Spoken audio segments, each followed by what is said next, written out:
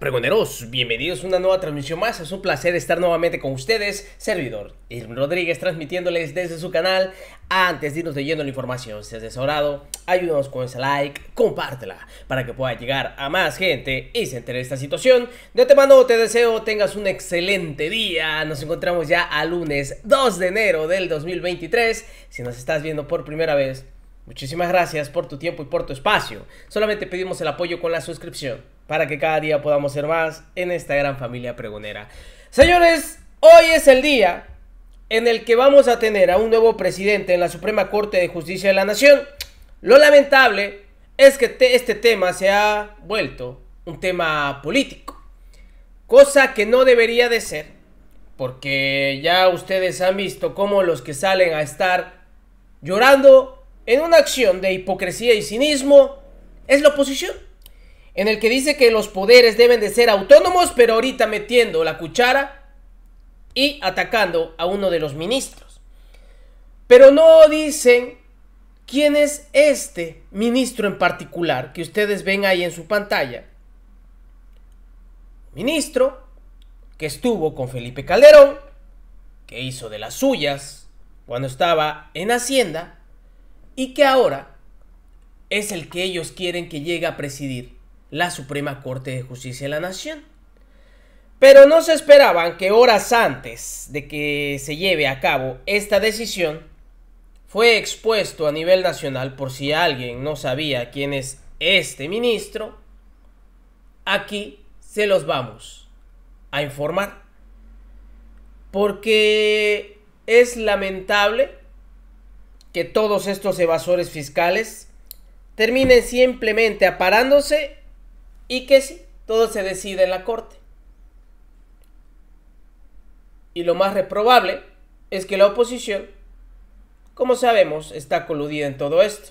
Son los mismos de siempre, los mismos que pelean el poder y los mismos que defienden sus intereses. Fíjense ustedes, como bien comenta también la secretaria de Energía, Rocío Nale, qué buen ejercicio democrático hace nuestro presidente López Obrador al informar en la mañanera al pueblo de México el proceso de selección del presidente de la Suprema Corte de Justicia de la Nación. Antes un tema intocable y desconocido por las mayorías. Es el otro poder que no va a las urnas populares. Para que se den cuenta. Pero bueno, así es como se destapa, ahora se les digo, de que se lleve a cabo esta decisión. En la mañanera, ¿quién es este ministro al que le tienen apostado todas sus esperanzas esta oposición? Escuche. Buenos días, presidente. Nancy Flores, de la revista Contralínea. Buenos días a todas y a todos. Presidente, pues esta decisión que va a tomar hoy en la Suprema Corte de Justicia de la Nación, los 11 ministros, es muy importante. Hoy se va a decantar pues si estos ministros votan por un proyecto de nación como los corruptos gobiernos neoliberales que hemos tenido en el pasado, o si votan por el progresismo. En ese contexto, presidente, preguntarle pues acerca de estas decisiones que se tomaban en el pasado, decir que Alfredo Gutiérrez Ortiz Mena, el principal candidato a presidir el máximo tribunal constitucional de México, hombre cercano a Felipe Calderón, pues laboró de julio de 2008 a noviembre de 2012 en el Servicio de Administración Tributaria. Al frente de esta institución condonó 392,000 millones de pesos a grandes contribuyentes. De la lista que nosotros hemos revelado en Contralínea sobre estos contribuyentes que fueron beneficiados, destacan 60. A esos 60 les condonó créditos fiscales de entre 1,000 millones de pesos y 7,000 millones de pesos.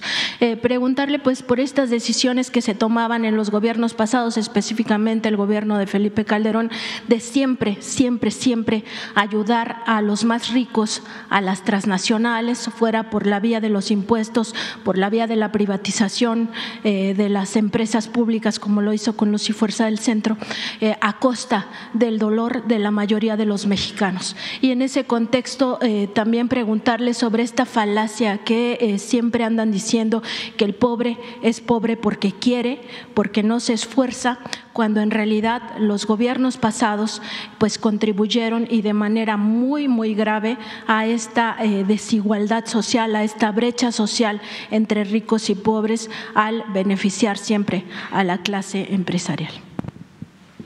Bueno, las dos cosas que plantea son muy buenas. A mí me gustaría dar respuesta primero a tu última reflexión. Eso es parte del pensamiento conservador. Se afianzó mucho en el Porfiriato, aunque viene de tiempo atrás, pero en el Porfiriato se decía que era un asunto de la fortuna, de la suerte, que desde que existía el mundo habían quienes tenían la suerte de salir adelante y otros, la mayoría, que no iban a poder salir adelante. Es decir, que el que nace pobre muere pobre. El pensamiento conservador es eso. Nosotros pensamos distintos, nosotros pensamos que tiene que ver con oportunidades y que tiene que ver con la movilidad social, que es responsabilidad del Estado o de los gobiernos, porque el más pobre, el hijo de un campesino, de un obrero, de un maestro, de un pequeño comerciante, con el estudio, con el trabajo, puede ascender en la escala social. Entonces, ellos cancelaron la movilidad social. Dijeron, no, pueden los pobres salir de pobres. Incluso se llegó a pensar en el auge del pensamiento neoliberal recientemente, de que los que no entraban en una sociedad de consumo, los que no participaban en el mercado, pues tenían que desaparecer y que no había problema. Lo más inhumano que se pensara. Por eso digo que aquí el neoliberalismo y el neoporfirismo no pudieron con nuestras culturas. Por eso hablo de la grandeza cultural de México, porque todo eso se resistió. Hay un mensaje, y ojalá y lo rescatemos, nada más que va a estar difícil, de una señora, ayer lo vi o antier, que dice eso, de que el pobre es pobre, lo mismo porque no trabaja o porque vive del gobierno, y hay en el mismo mensaje la respuesta, que es muy buena. A ver si me acuerdo de… También tienes razón, porque No sé si sea el más rico, eso ustedes lo van a investigar, no estoy sosteniendo eso, pero ese ministro fue antes de ser funcionario público encargado de un despacho fiscal que defendía a empresas extranjeras. Luego entra con Fox como director jurídico del SAT. ¿Qué hizo Fox? Pues yo tengo la experiencia de que devolvió impuestos. Ya hablamos aquí de un juicio, no sé si de Jumex o del Valle,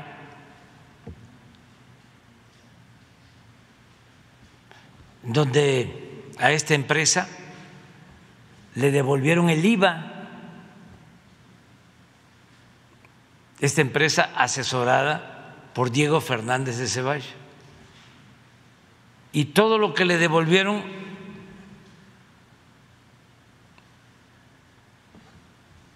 lo recogieron de los presupuestos de las participaciones federales a los estados. Como yo era jefe de gobierno, además de que protesté, pues me dolió mucho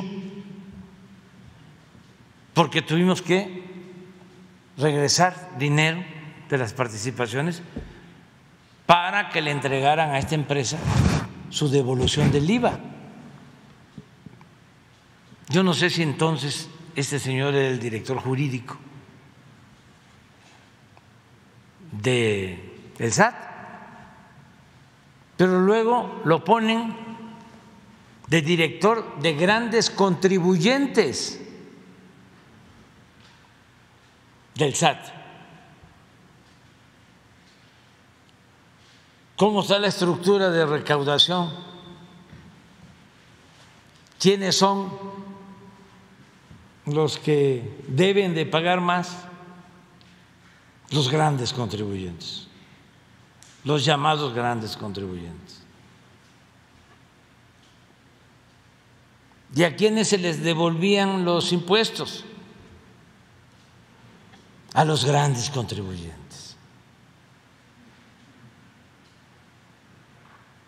Y luego, director del SAT. En la época de los grandes contribuyentes y de las facturaciones falsas.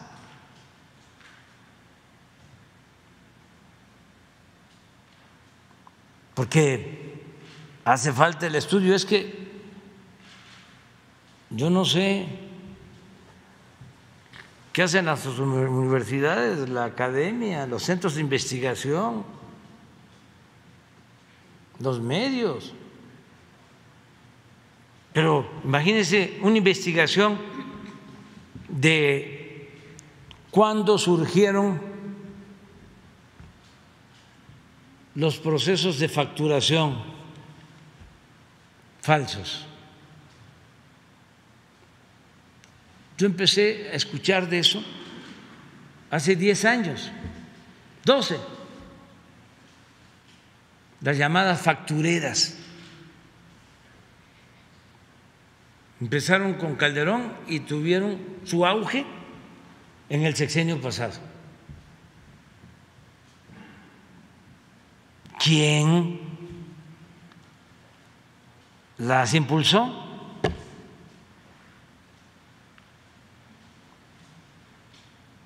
¿Cuánto fue el desfalco a la hacienda pública?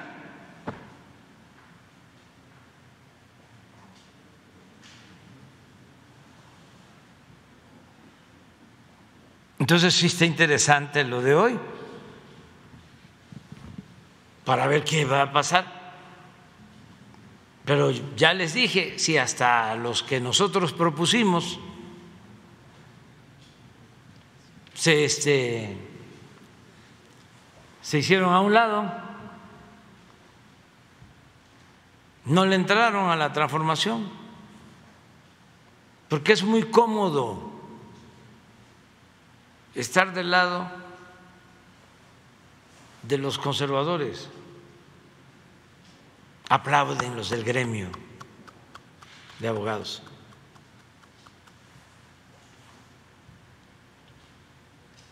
Señor abogado, honorable jurisconsulto,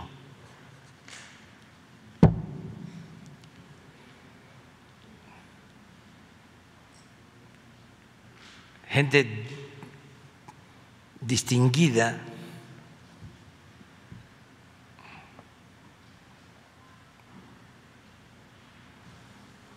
pues imagínense la fuerza que tenía ese gremio, que en la época de Salinas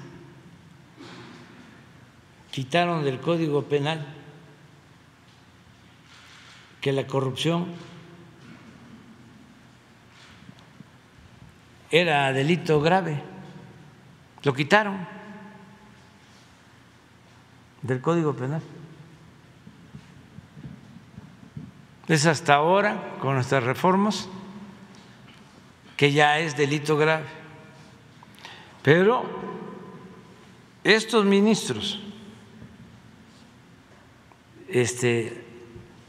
regresaron, nos echaron para atrás el que la defraudación fiscal fuese delito grave con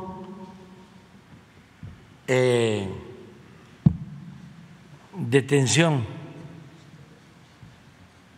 preventiva. Me echaron para atrás. Pues está interesante, o sea, no es para aburrirse. Pues sí, no es para aburrirse y es para tener en cuenta, porque en unas horas vamos a saber quién va a ser el nuevo presidente de la Suprema Corte de Justicia de la Nación. Nos vemos en una siguiente emisión. Que sigan pasando un bonito día. Servidor Irwin Rodríguez transmitiéndoles desde su canal. Recuerden, la información está ahí y depende de todos nosotros el pregonarla. Nos vemos en una siguiente emisión.